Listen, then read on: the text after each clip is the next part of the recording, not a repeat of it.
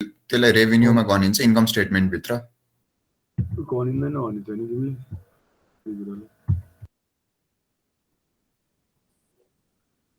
अब कुरो सुन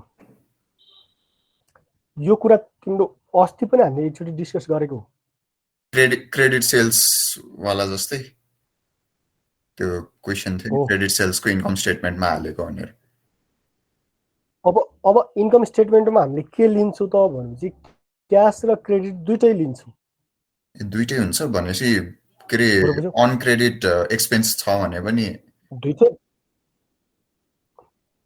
टोटलमा लिएको हुन्छौँ क्या हामीले टोटलमा कुरो बुझ्यौ र त्यो रिसिभेबल जुन छ नि अन एकाउन्टको रिसिभेबल जुन छ नि त्यो हामीले ब्यालेन्स सिटको एसेट्समा पनि देखाउँछौँ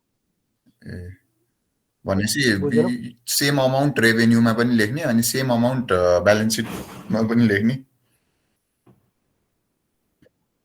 हो यदि तिम्रो त्यति मात्र दिएको छ है अरू केही पनि दिएको छैन रिसिभेबल भनेर भन्छ भनेपछि ब्यालेन्स सिटमै गयो अनि उसले क्यास माथि सेल्स चाहिँ हाम्रो क्यास मात्रै हो भनेको छ भने त्यति बेला हामीले त्यो अन एकाउन्टको सेल्स अथवा रेभेन्यूलाई लिएर जोड्नुपर्छ अनि त्यो एक्सपेन्सको पनि त्यही हो नि सर के अरे अस्ति एक्जाममा क्वेसन थियो नि के अरे रेन्ट एक्सपेन्स पेएबल छ अब कुरो सुन रेन्ट एक्सपेन्सेस पेएबल छ त त्यो रेन्ट एक्सपेन्सेसमा माथि एक्सपेन्सेसमा इन्क्लुड छ त्यही भएर रेन्ट एक्सपेन्सेस पेएबललाई हामीले कहाँ राख्यौँ रेन्ट लायबिलिटीमा हामीले के एजम्सनमा हो माथि रेन्टमा त्यो इन्क्लुड भइसकेको छ त्यो जर्नलबाट इन्कम स्टेटमेन्ट बनाउँदा त्यही मिस्टेक भयो जस्तो छ सर एक्जाममा मेरो अब सुन न जर्नलबाट इन्कम स्टेटमेन्ट बनाउँदाखेरि के गर्छौ नभन त रेन्ट पेएबलको जर्नल डिस के हुन्छ rent to account payable rent to account payable कुरो बुझ्यौ अब रेन्ट भनेको त जुन रेन्ट टु अकाउन्ट पेएबल भन्छौ नि रेन्ट भनेको त एक्सपेन्सेस हो नि हो सर होइन रेन्ट एक्सपेन्सेस हो त्यो एक्सपेन्सेसमा राख्यो अनि रेन्ट पेएबललाई कहाँ राख्यो लायबिलिटीमा राख्यो लायबिलिटीमा तब पो तिम्रो डबल इन्ट्री सिस्टम भयो नि त यो त भनेपछि इन्कम स्टेटमेन्टमा नि अब इन्कम स्टेटमेन्टमा चाहिँ रेन्ट गयो अनि त्यसको त्यो क्रेडिटको अकाउन्ट पेएबल चाहिँ लायबिलिटीमा गयो हो त्यही मिस्टेक भयो अन्सरको राइट थियो देख्छ अब कुरा सुन अब एउटा क्वेसन राइट गरेछ त अर्को क्वेसन रङ गरेछ नि फेरि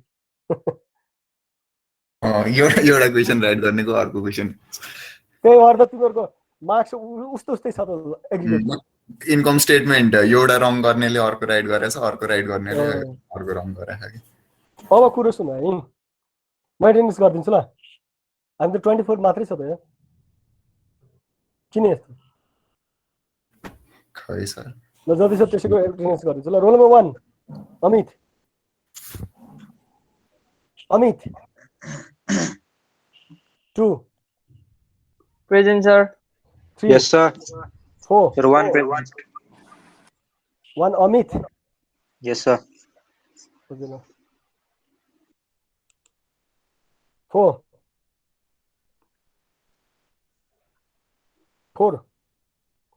Soumya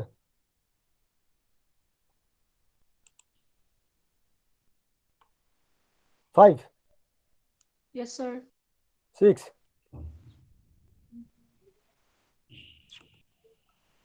6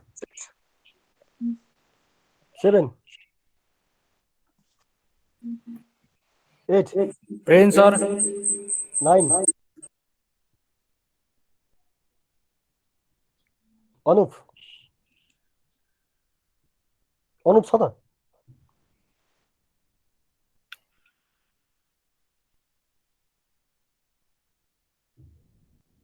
10 present sir 11 yes sir 12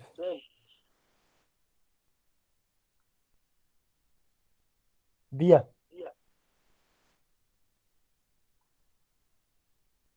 13 yes sir 14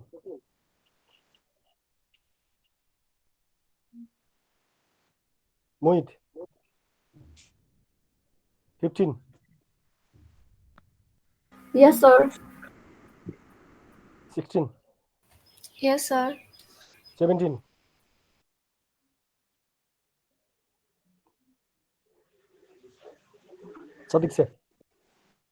18, Yes, sir. 19, Yes, sir. 20, Present, sir. 21, Yes, sir. 22, Yes, sir. 23, Yes, sir. 24, Yes, sir. 25. Rosina,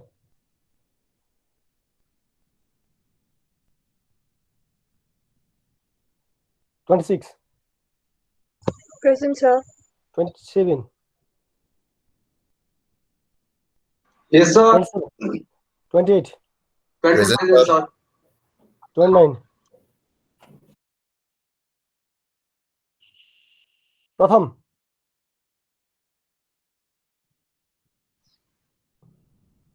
पढ्नकै भएन भन्ने थियो नेट चलेन अरे 30 वरुण प्रेजेन्ट सर 1 2 3 4 5 6 7 8 अनि So 27 present, right? 30 मा 8 27 present, right? 27 Okay. Sir roll number 3 3 उज्जवल ठीक छ अब एब्सेन्ट को छ सौम्य दिवस प्रसन्न Sir, more present. So roll number 12. 12 दिया Sir, roll number 4. 4 Mm. ल सर रोल नम्बर 9 10 मा आउनु पर्यो नि त अहिले पो 26 पुगेछ रोल नम्बर 9 अनुप त छ प्रेजेन्ट छ ठीक छ प्रेजेन्ट छ ल रोजिना छैन हैन प्रथम छैन सदीक्षा छैन मोहित अनि प्रसन्न सर छ त प्रसन्न दुईटै छ म एउटा हो छ दुईटै छ बस्नेत्र दिलाल ल त्यसो भए ठिक छ ल एटेन्डेन्स काम पनि सकियो त्यो तिमीहरूको स्क्रिनसट लिएर त्यो हेरेर पछि दिउँसो एटेन्डेन्स गर्नुपर्छ यार त्यो न त अहिले गरिदिने अब कुरो सुन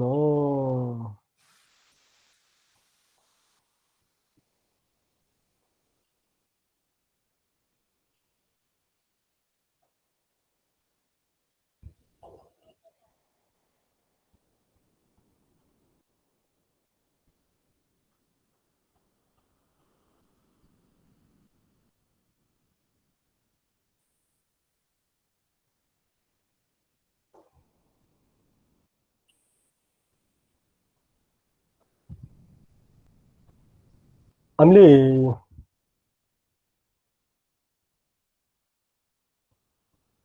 characteristics of useful accounting information पढ्यौं क्लासिफिकेसन पनि पढ्यौं अपरेटिङ साइकल 2-4 सम्म गरे सर क्लासिफिकेसन अफ फाइनान्स कोर्ससम्म गऱ्यौं है अब कुरो सुन 25 मेरा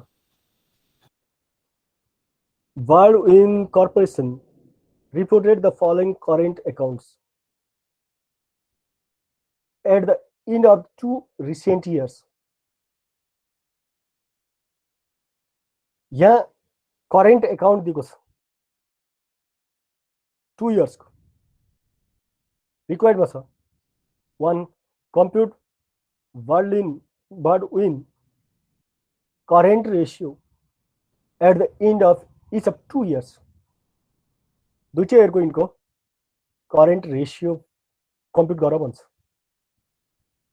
अमल भन करेन्ट रेशियो हामीले कसरी निकाल्छौं current asset divide by current liability very good अब मलाई 2 इयरको हो नि त सेपरेटली अब मलाई भन यो डिसेम्बर 31 2012 को करेन्ट रेशियो निकाल्ने 2011 को करेन्ट रेशियो निकाल्ने अब मलाई भन करेन्ट एसेटमा के हुन् र करेन्ट लायबिलिटीमा के छन् current asset account asset current asset cash र इन्भेन्ट्री मात्र इन्भेन्ट्री करेन्ट सर त्यो 3 डे हुन्छ सर 3 डे हुन्छ 3 डे हुन्छ हैन सर 10 डे हुने हो लायबिलिटीज पनि 3 अनि डे अकाउन्ट हुन्छ पेबल चाहिँ account payable current liability wages payable current liability current liability notes payable current long liability current long liability term भयो त्यो चाहिँ टाइम दिएको छ नोट्स पेबल हो। नोट्स पेबल के रे लङ टर्म हो अब कुरो सुन कुरो यही बिग्रिन्छ सर 1 वर्ष भएर हो करेन्ट अकाउन्ट्स भनेछ नि माथि भनेपछि यो कुरो बुझ्नु पर्यो क्या करेन्ट एकाउन्ट भनेको छ त यहाँ त कुरो बुझ्नु नोट्स पेबल कुनै करेन्ट छ है 1 इयर भित्र सेटिस्फाई हुने छ भनेपछि त्यो चाहिँ नोट्स पेबल के हो करेन्ट लायबिलिटी हो करेन्ट लायबिलिटी भयो नत्र नोट्स पेबल मात्रै भन्छ भने त्यो लङ टर्म हो तर current balance of notes payable भनिदियो भने के त त्यो त करेन्ट एकाउन्ट हो नि फेरि हो कि होइन हो सर कुरो बुझ्यो नोट्स पेबल किन यहाँ करेन्ट लायबिलिटिज भयो किनकि माथि करेन्ट अकाउन्ट्स भनेको छ नि त भेरी गुड त्यो निकाल्न सक्यौ नि हामीले ठिक छ अब हेर 3000 थियो 5000 12000 हेर त 3000 15000 12000 अनि 12000 अब करेन्ट लायबिलिटिजमा 12000 2000 6000 हेर त 12000 2000 6000 हामीले यसो के गर्यौं त current ratio at 31st December 2012 current ratio at 31st December 2011 2012 को current ratio 1.5 is to 1 1.5 is to 1 र 2011 को चाहिँ 2 is to 1 भनेको 11 मा 2011 मा चाहिँ करेन्ट लायबिलिटिज भन्दा करेन्ट एसेट्स 2 टाइम्स बढी छ अनि हाम्रो करेन्ट यो 2012 चाहिँ करेन्ट लायबिलिटिज भन्दा करेन्ट एसेट्स 1.5 टाइम्स बढी छ कुरो बुझ्यो अब उले क्वेशन सोध्छ यो त हामीले करेन्ट रेशियो कम्प्युट गर्यौं 2 मा सोध्छ how has but when liquidity changed at the end of 2012 compared to the end of 2011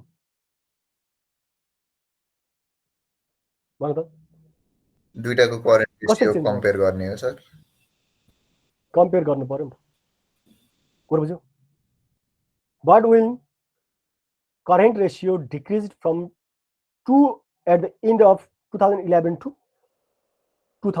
1.5 at the end of 2012 यो 2 बाट 2012 को 2 बाट 2011 को 2 बाट 2012 मा गएर के भएको छ डिक्रिज्ड भएको छ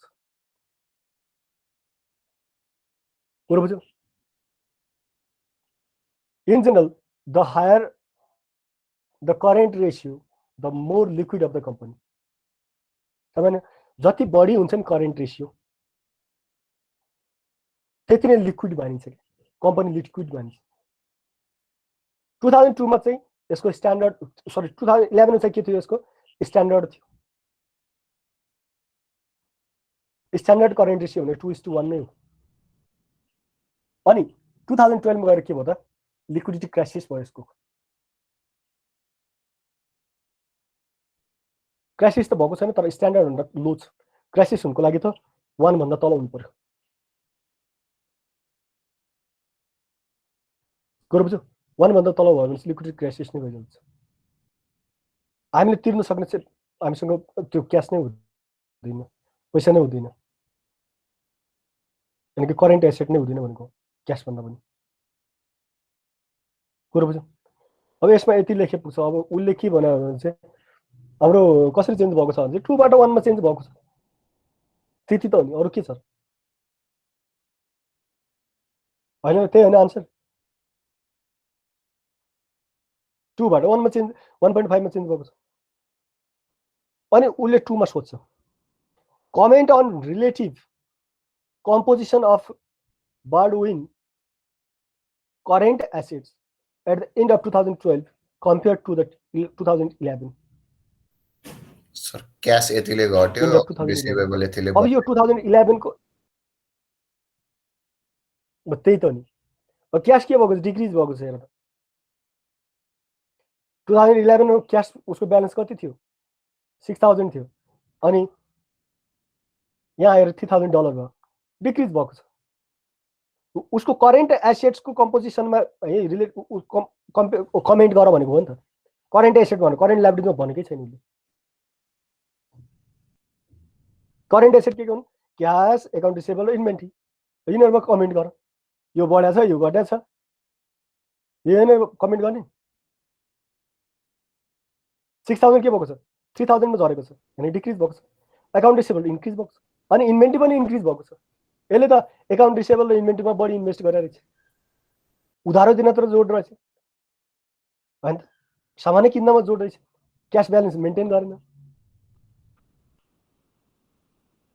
त्यति लेख्ने त हो नि कुरो बुझ्यो क्याश डिक्रिज बाइ 50% ठ्याक्कै 50% हुन्छ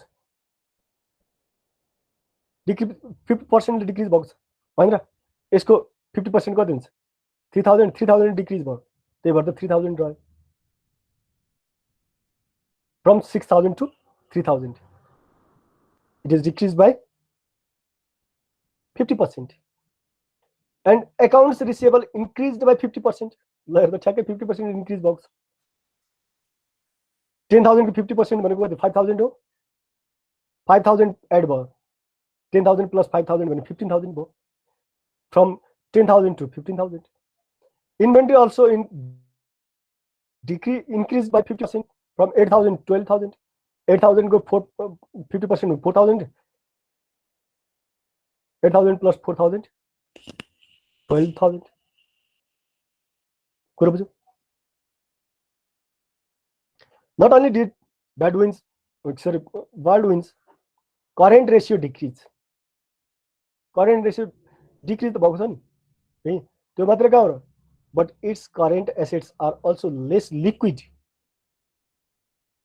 at the end of the year current asset ने कम लिक्विड भएको छन् रेशियो घट्यो हाम्रो रेशियो घट्नुको साथसाथै के भयो त यसको करेन्ट रेशियो हाम्रो करेन्ट एसेट पनि के भयो त कम लिक्विड भयो with more invested in receivables and inventory and less in cash क्याशमा कम राख्यो इन्भेन्ट्री यसले हाम्रो रिसिभेबलमा के भयो त बढी फोकस गर्यो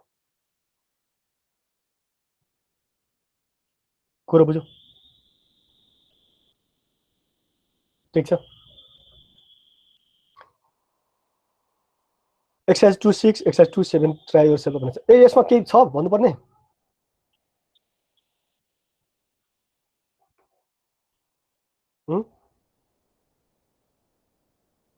भन्नु त छ कमेन्ट गर्न सक्छौ नि हैन सकिन्छ सर सकिन्छ यो घटाछ यो बढाछ 80% ले घटाछ पर्सेन्ट अब मैले त अब एकदमै सर्ट हुने भयो भनेर अलि त्यो बढाउने पर्सेन्टहरु लेखाको हो हैन अमाउन्ट लेख्दा पनि हुन्छ नि सर नेक्स्टमा जाउँ भइहाल्छ नि अब आफ्नो तरिकाले लेख्नु त नि हुन्छ सर कमेन्ट गर्ने हो क्या त्यही मेरो ल्याङ्ग्वेज हुनुपर्छ त्यही मेरो वर्ड हुनुपर्छ भन्ने छैन नि त कुरो बुझ्यो बुझिए सर कैसे डिक्रिज बाई 3000 हैन 3000 50% of 3000 लेखा from 6000 to 3000 कुरो बुझ्यो account receivable increased by 5000 from 10000 to 15000 अब एक्सरसाइज 26 हेर्दा मिसिङ इन्कम स्टेटमेन्ट अकाउन्ट्स यहाँ इन्कम स्टेटमेन्टमा केही मिसिङ छ हेर्दा त्यतिकै लाइन मात्र डट दिएको छ अब यो कुरा फाइन्ड गर भन्छ for each of the following cases fill in the blank with the appropriate dollar amount sir यो त च्याप्टर 3 मा पनि थियो है त्यही त नि तर त्यसमा मल्टिपल एन्ट्री हैन त्यसमा सिंगल थियो यसमा मल्टिपल पनि छ, No. सेलिङ एक्सपेन्स पनि छ, एडमिनिस्ट्रेटिभ एक्सपेन्स पनि छ। गुड। अब मलाई भन, नेट सेल्स दिएको छ, cost of good sold, gross profit. अब भन कस्ट अफ गुड सोल्ड हामीले नेट सेल्सबाट cost of good sold less गर्यो भने के आउँछ? Gross profit. अब ग्रस प्रफिट कति होला? के अरे यसको कस्ट अफ गुड सोल्ड कति होला त? 35,000 के अरे माइनस 7,000 28,000। ओके नि, कस्ट अफ गुड सोल्ड कति रहेछ? 28,000। 35,000 बाट 28,000 घटाइदियो भने कति आउँछ? 7,000 7,000। ओके नि, कस्ट अफ गुड सोल्ड कति रहेछ यसको? 28,000। अनि ग्रस प्रफिट माइनस हामीले के गर्छौँ? सेलिङ एक्सपेन्सेस माइनस यो जेनरल एन्ड एडमिनिस्ट्रेटिभ एक्सपेन्सेस हो। अब भन टोटल अपरेटिङ एक्सपेन्सेस हाम्रो कति रहेछ? Total operating expenses 4,500 4,500। अब 7,000 बाट 4,500 डिडक्ट गर्यो भने के आउँछ? 2,500। त्यो गर्न सक्छौ तिमीहरूले हैन त? अब एमई को गर, यो जेन्स को गर, सकिन्छ हैन त? मैले चाहिँ सारा कफी सपको गरेको हो। सकिन्छ हैन त? म अगाडि बढौँ? सकिन्छ सर, नत्र सोधिन्छ सकिएन भने। Okay.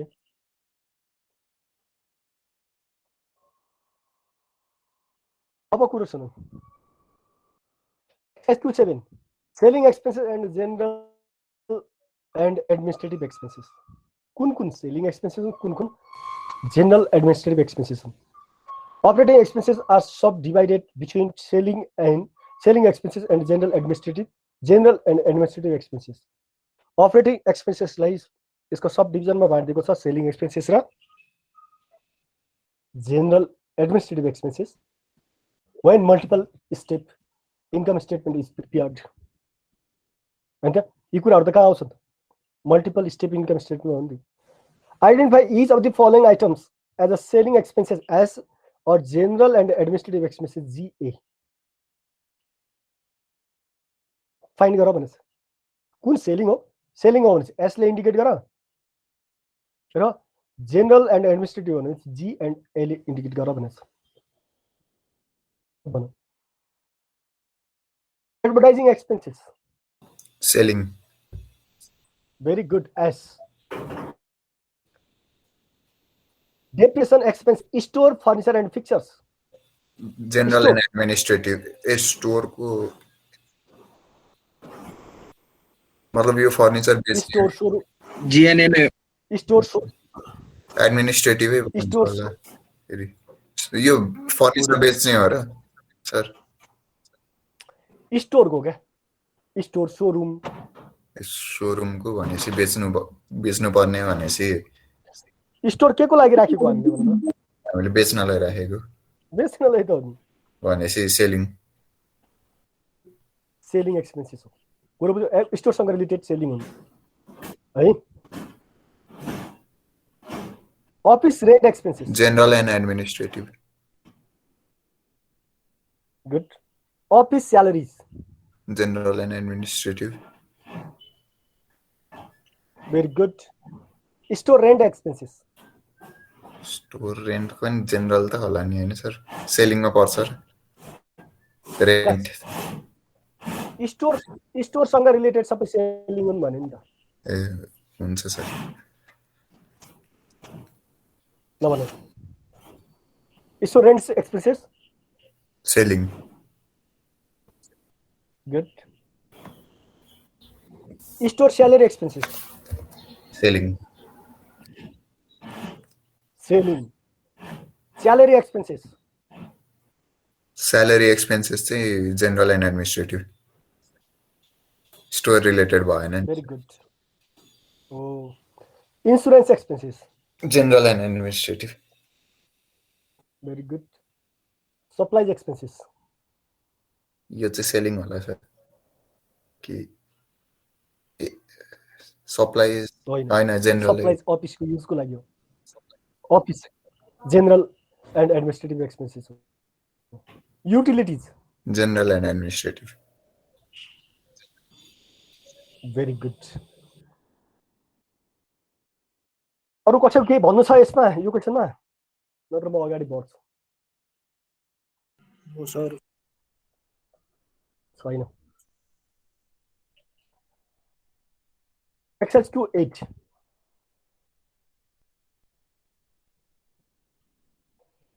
Income statement of wholly enterprises shows operating revenues of 1,34,800. उसको रेभेन्यू चाहिँ कति रहेछ? 1,34,000. 1,34,800. Selling expenses 38,310. Selling उसको expenses चाहिँ हाम्रो 38,000 छ 310. General and administrative expenses 36,990. Interest expenses 580. Income tax expenses 13,920. Wholly's stockholders' equity was 2,80,000 stockholders' equity at the beginning of the year and 3,20,000 at the end of the year. Stockholders' equity. The company has 20,000 shares of stock outstanding at the end of the year. उसको चाहिँ 20,000 shares मार्केटमा रहेछन्. Required छ. Compute Wholly's profit margin. Profit margin निकालो भन्छ. Net profit margin equals to net income divided by revenue. Very good. पहिला यसको के गर्नु पर्यो? Income नेट इन्कम फाइन्ड गर्नु पर्यो. इन्कम स्टेटमेन्टबाट. अब यहाँ के छ? रेभेन्यू छ. रेभेन्यूबाट यो selling expenses, general administrative expenses अनि इन्ट्रेस्ट ट्याक्स सबै घटाइदियो. नेट प्रॉफिट आयो. Net profit divide by revenue हैन र? हो सर. प्रॉफिट मार्जिन भनेको. रेभेन्यू दिएको छ. सर त्यो एक्सपेन्सेसहरु सब के नेट प्रॉफिट आउँछ हैन सर? त्यो ग्रोस अनि हो. बुझ्यो सर नि यो शेयर त्यो उले त्यतिकै इन्फर्मेसन दिएको छ कि यसको कामै छैन. बुझ्यो? शेयर अनि यो equity share holders statement of retained earning निकाल्नलाई काम लाग्छ. कुरो बुझ्यो? अब अहिले त्यसको केही पनि छैन. त्यो यतिकै दिएको छ उले. What other information would you need in order to comment on whether this ratio is favorable? यो फेभरेबल छ त? यो रेशियो हामीले जुन क्याल्कुलेट गरेका छौं. पोजिटिभ आयो नि फेभरेबल हो, नेगेटिभ आयो नि ठीक छ. अब पोजिटिभली मात्रै हुन्छ त. ग्रेटर देन 1 हुनुपर्छ. What other information would you need? त्यो त एउटा तिमीले स्ट्यान्डर्ड मात्र हो. ल ठीक छ, त्यो पनि हो. त्यो नभएको होइन. अरु इन्फर्मेसन के त यो फेभरेबल छ भन्नलाई?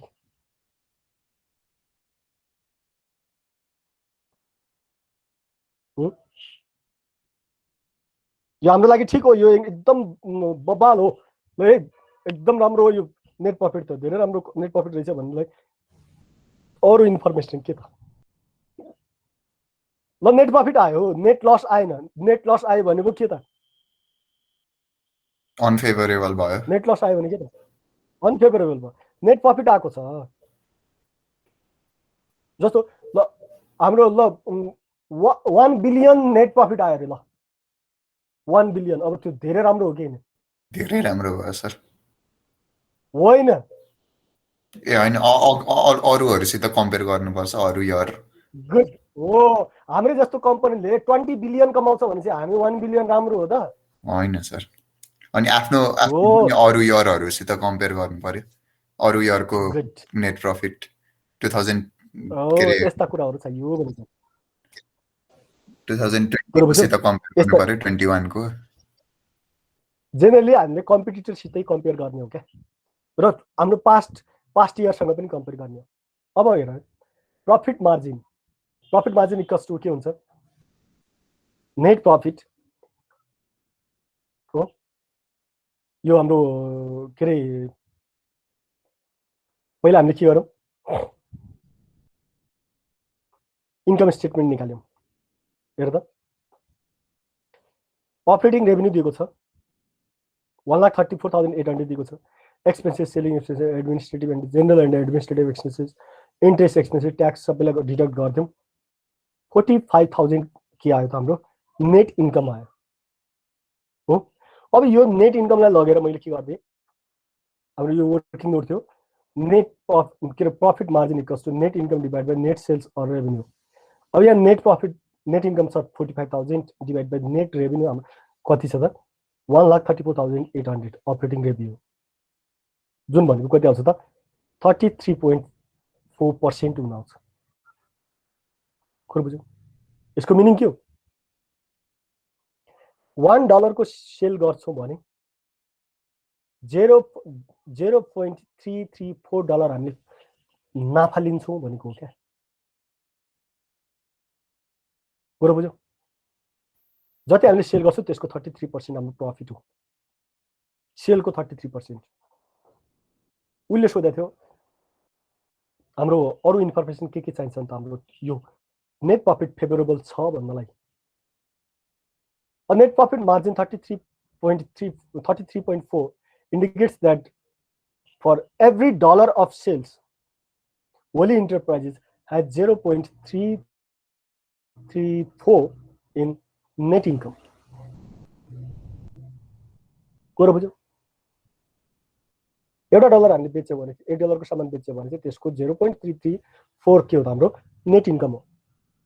It would be beneficial to compare the company's profit margin with some of its competitors and with previous years. पहिलाको वर्ष र कम्पिटिटरसँग कम्पेयर गर्यो भने बल्ल हामीलाई यो राम्रो हुन्छ के रे हामीले भन्न सक्छौँ कि यो ठिक हो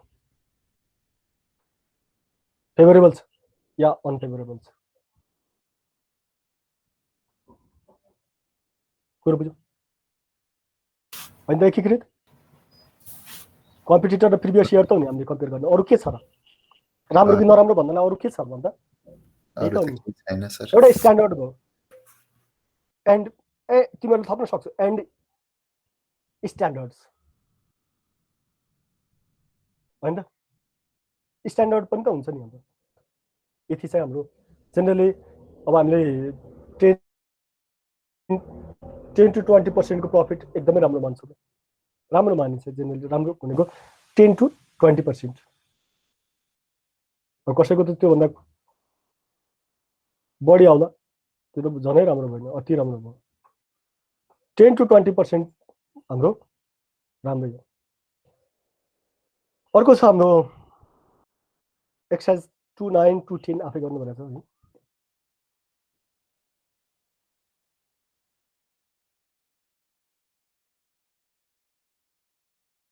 Statement of retained earning.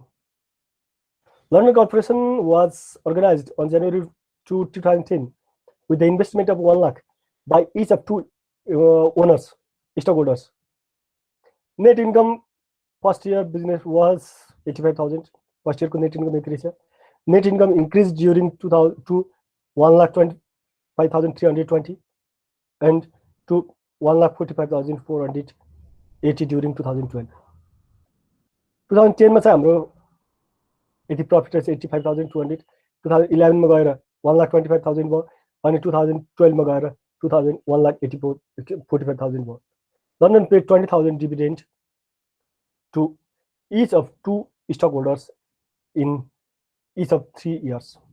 प्रत्येक वर्ष है हाम्रो यो के रे शेयर होल्डरहरुलाई दुईजना शेयर होल्डरहरुले चाहिँ 20,000 पेमेन्ट गर्दो रहेछ डिभिडेन्ड एउटालाई 20 अर्कोलाई 20 यानी कि 40,000 हाम्रो एनुअल डिभिडेन्ड पेमेन्ट गर्दो रहेछ। Prepare statement of retained earning for the year ended December 31, 2012। 2012 को स्टेटमेन्ट अफ रिटेन्ड अर्निङ त बनाउन सक्छौ नि। यो त हामीले च्याप्टर 1 मा पनि पढेका थियौँ नि त, होइन र? हो सर। ट्राई गर भएन भने चाहिँ म गर्दिनँ, गर्न सक्छु। अहिले झ्याप्पै आइडिया नआयो होला होइन, हामीले प्र्याक्टिस यो गर्दै गर्दै गयो भने चाहिँ आफै आइडिया आउँछ र गर्न सक्छु क्या। त्यही भएर मैले तिमीहरूलाई छोडिदिएको। तिमीले नगर्न सक्ने भए चाहिँ म गरिहाल्थेँ। सकिन्छ, म अगाडि बढौँ होइन, ट्राई गर्नु पर्यो। सबै क्वेसन मैले गरेर हुँदैन कि। अब म यसरी गर्ने हो, तिमीहरू चाहिँ प्र्याक्टिस भएन क्या तिमीहरूको। अब म एसाइनमेन्टमा जोड दिन्छु। यहाँ एसाइनमेन्टै भएको छैन यहाँ तिमीहरूको एउटा पनि। खालि मैले पढाएको छु, पढाएको छु। अब त हाम्रो लगभग कोर्स यो च्याप्टर पछि त 2टा च्याप्टर हो नि। अब म तिमीहरूको एसाइनमेन्टमा बढी फोकस गर्छु। क्वेसन दिने, क्वेसन सोल्युसन गरेको हेर्छु म स्ट्रिक्टली। ल यो अब यो क्यास फ्लो स्टेटमेन्ट यो म पाउँदिनँ, यहाँ केही पनि भन्दिनँ म। क्यास फ्लो स्टेटमेन्ट उतै भन्ने हो। अर्को च्याप्टर, हाम्रो लास्ट च्याप्टर छ क्यास फ्लो स्टेटमेन्टको। यो बेसिक एलिमेन्ट्स अफ फाइनेन्सियल रिपोर्टिङमा दिन्छु म तिमीहरूलाई। यो च्याप्टरको थ्योरी दिन्छु नि त, त्यति बेला यो क्वेसन पनि सोल्युसन गर्दिनँ। अहिले यसको डिस्कसन नगरौँ। अब जाउँ एक्सर्साइज 212 फाइनेन्सियल स्टेटमेन्ट क्लासिफिकेसन। अब यहाँ हाम्रो कुन ब्यालेन्स सिटमा पर्छ, कुन स्टेटमेन्ट अफ के अरे इन्कम स्टेटमेन्ट, कुन रिटेन्ड अर्निङ भनिहाल्छु नि। Account payable, balance sheet, account receivable, balance sheet, advertising expenses, income statement, bad debt expenses, income statement. Bonus pay. Bad debt भनेको सर त्यो तपाईको के अरे त्यो मान्छेले जो मान्छेसित पैसा लिनु थियो त्यो मान्छेले तिर्न नसक्ने बेलाको लागि हैन सर। पैसा लिएर फरार भइदियो यस्तो उस्तो भयो। फरार मात्र हैन, कहिलेकाहीँ 1 इयर भन्दा डिले भयो भने चाहिँ त्यसपछि तिमी ब्याड डेट हामीले रिटर्न राइट अप गर्नुपर्छ। अनि bonds payable, balance sheet, buildings, balance sheet, cash common stock, balance sheet, appreciation, income statement, dividends, return earning statement, very good. Land held for future expansion, balance sheet, asset, land held for land held for future expansion, hold गरेर राखेको भनेपछि त asset पनि हैन र sir. Hold गरेर राखेको छ एसेट। अनि land held for resale purpose, resale purpose भनेको चाहिँ एसेटै होला सर। त्यो नि सप्लाई जस्तै त हो। सप्लाई त हैन, जस त्यो इन्भेन्टरी जस्तै भएन रिसेलको लागि। त्यो त क्याश बढ्छ हैन, मतलब त्यसदाखेरि त्यो चाहिँ हाम्रो ट्रेडिङ गुड्सहरु भयो। जस्तो फर्निचर कम्पनीको लागि फर्निचर के हो त? ट्रेडिङ गुड्स हैन त, ट्रेडिङ गुड्स हो नि। त्यो चाहिँ एसेट्स। अब त्यो हाम्रो सप्लाई करेन्ट एसेट भन्ने हो। यो चाहिँ के रे प्रपर्टी प्लान्ट एन्ड इक्विपमेन्ट हो। कुरो बुझ्यौ कति फरक छ हेर। अनि अर्को छ हाम्रो लोन पेबल, ब्यालेन्स सिटमै हुन्छ। Office supplies, balance sheet. Patent, balance sheet. Patent amortization, income statement. Income statement expense लेखेको छ नि त। Very good. एमोर्टाइजेसन भनेको के हो?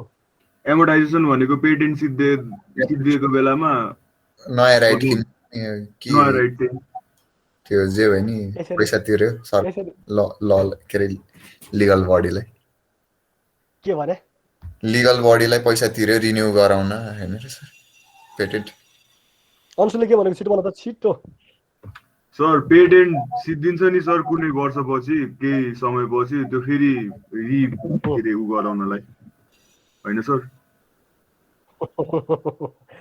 ठिक छ अंशुले भनेको ठिक छ अब कुरो सुन यो एमोर्टाइजेसन भनेको के त भनेपछि यसको भ्यालु डिक्रिज हुनु हो क्या यति हो पो मैले त रिन्यू गर्ने मैले नि रिन्यू होला भनेको रट कहाँ रिन्यू डेप्रिसिएसन हो यो त ए एमोर्टाइजेसन ए तपाईँले भनेको थियो यार एमोर्टाइजेसन भनेको डेप्रिसिएसन हो भनेर म्याथ सरले भने ए डेप्रिसिएसन हो है प्रिपेड इन्सुरेन्स सर यो उसमा जान्छ सर एसेट साइड ब्यालेन्स सिटको एसेट साइडमा जान्छ करेन्ट एसेट स्टेटमेन्ट अफ ए यो चाहिँ ब्यालेन्स सिटमा हुन्छ रिटेन अर्निङ्स रिटेन अर्निङ तपाईँको यो ब्यालेन्स सिटमा हुन्छ सर तपाईँको त्यो सेल्स ठिक छ सेल्स इन्कम स्टेटमेन्ट ए इन्कम स्टेटमेन्ट हो income statement utility expenses income statement wages table balance seat भइहाल्यो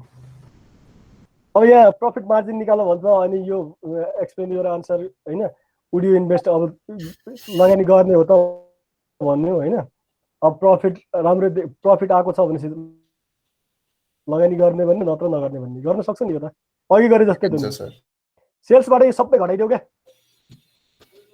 गर्न सकिन्छ अब single and multiple step income statement यो भोलि गरौँला यार धेरै भयो हुन्छ सर है सर यो त सोध्छु ल सर यो सकाइदिउँ सर त्यो माथि 12 को नम्बरमा हैन त्यो के रे त्यो तपाईले ल्याएन हेल्प फर फ्युचर एक्सपेन्सन भने के हो सर त्यो कुनमा पर्यो अब भोलि फ्युचर यसो भयो यो लाइन यो त हाम्रो प्रपर्टिज प्लान्ट एन्ड इक्विपमेन्ट यो त फिक्स एसेट्स हो नि भोलिको दिनमा बिजनेस एक्सपान्सन गर्नको लागि ल्यान्ड हामीले राखेका छौँ क्या त्यो बेच्नलाई हाल्लाको सर कुरो बुझ्यो हो बेच्नलाई होइन भोलिको दिनमा फ्युचर एक्सपान्सनको लागि भोलि बिजनेसमा के एक्सपान्सन गर्नु पर्ला बिजनेस एक्सपान्सनको लागि भनेको हो क्या अनि ब्यालेन्स सिट हो सर ब्यालेन्स सिटमा है यो यहाँ सुन है यो मल्टिपल के अरे सिंगल एन्ड मल्टिपल स्टेप छ नि यो टाइम लागिहाल्छ होइन तिमीलाई कन्सेप्ट अलिकति दिनुपर्छ क्या फेरि जस्तो सेलिङ एक्सपेन्सेस छ सेलिङ एक्सपेन्सेस सिङ्गलमा पनि पर्छ मल्टिपलमा पनि पर्छ तर बोथ होइन हामी यसलाई के भन्छौँ मल्टिपल भनिदिन्छौँ किनकि यो हामीले हेड राख्यो भने चाहिँ मल्टिपल हुन्छ यो त हेडिङ मान्यो भने चाहिँ एजम्सन हुन्छ क्या this assume that selling expenses is the heading of expenses heading of expenses in this case यो चाहिँ हाम्रो के हुन्छ त के अरे मल्टिपल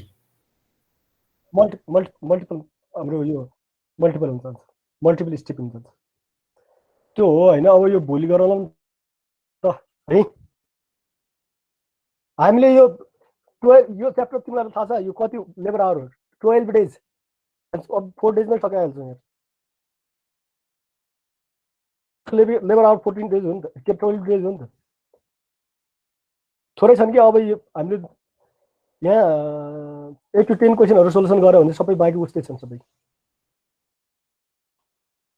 कुरो बुझ्यौ कोर्सको टेन्सन नलिऊ कोर्स म एकदम टाइममा सकाइदिन्छु एकदम टाइममा मजाले बुझेर ल त्यसो भए मैले यो क्लासलाई इन्ड गरेँ लगाइ सबैलाई है त